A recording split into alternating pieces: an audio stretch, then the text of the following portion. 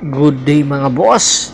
Mayroon pong usap-usapan na itong Rain or Shine Elasto Painters, ang kanilang guard na si Gian Mamuyak ay posible nga pong i-trade ng Rain or Shine Elasto Painters. Ayon nga po sa mga balita, hindi po magkasundo sa contract extension itong si Gian Mamuyak o yung kampo ni Gian Mamuyak at ng Rain or Shine Elasto Painters. Dahil ang inaalok lang po pala ng Rain or Shine Elasto Painters na kontrata para kay Gian Mamuyak ay 380,000 pesos. Samantala, mayroon daw itong offer si Gian Mamuyak sa ibang bansa, especially sa Japan B-League, na mas doble pa ang offer doon.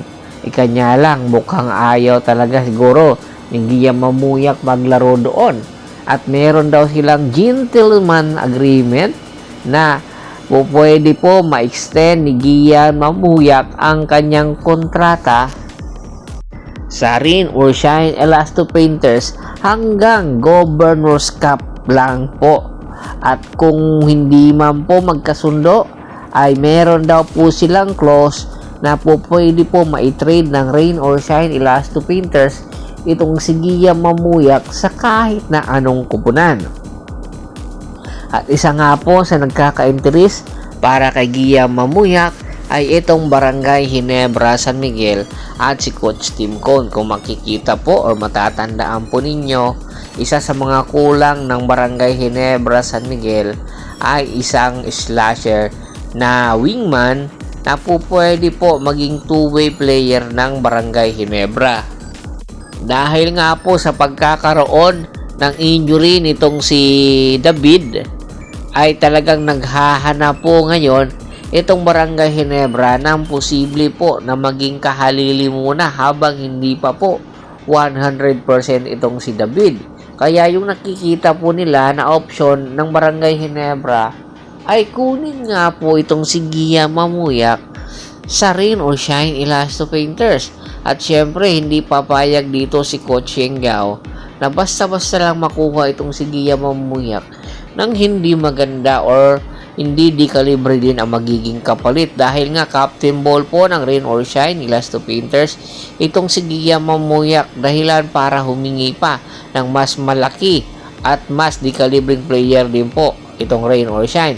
At ayon nga po sa isang balita, isa po sa mga posibleng ipadala ng Barangay Ginebra San Miguel papunta ng Rain or Shine Elasto Painters via trade dito kay Gian Mamuyak ay ito nga pong si Stephen Holt. Kung mapapansin po ninyo, nagsimula ang Commissioner's Cup, isa pa lang po ang maganda ang ipinakita ni Stephen Holt sa finals po, na kung saan parang game 4 or game 5 po maganda ang kanyang ipinakita.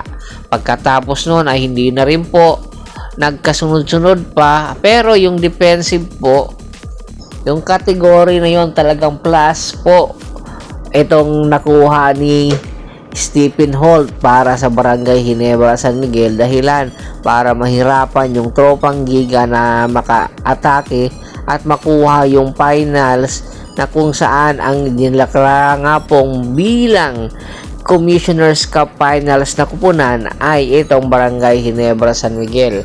Kaya kaabang-abang po kung ano ang posible or sino-sino pang mga player ang ibibigay ng Barangay Ginebra San Miguel kung sakali nga pong matuloy yung negotiation.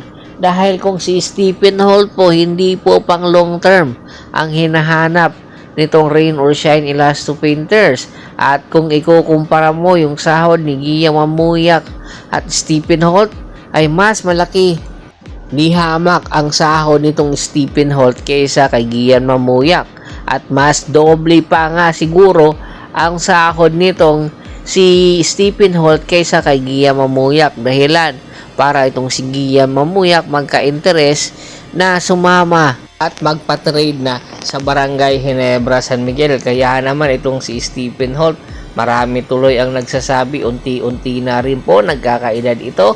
Oo, nagagamit pa po ngayon ng Barangay Ginebra ang kanyang skills, lalong-lalo na po defensive purposes. Talagang napakagaling magdepensa nitong si Stephen Holt. Kaya naman hindi po talaga na maganda ang ipinakita sa Game 7 ng Tropang Giga dahil na rin sa depensa na kung saan si Stephen Holt nga po ang nag-aangkor.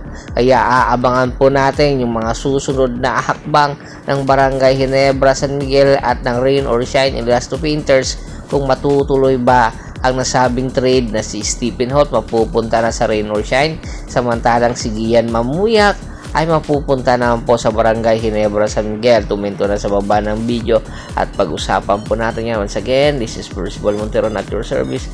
Don't forget to subscribe my sports channel at don't forget to click the notification bell button para nga po maging updated palagi sa kwentuhan. At bago pa po natin tapusin ang ating kwentuhan, shoutout muna tayo sa mga solid na followers na laging sumusuporta sa atin kay Kagawad ka sa Kinulukusin ng Agonoy Bulacan, Anthony Lucky Alon at sa Lucky Alon family, Dineros, Domingo Oboob at si Mr. Yornel Belches. Marami pong salamat sa walang sawa niyong pagsuporta. Pag-ibisita na rin po ng Facebook fanpage ko na Hapres PH3, Pulgoso at Bostor para po maging updated palagi sa kwentuhan. Hanggang sa muling kwentuhan, maraming salamat po.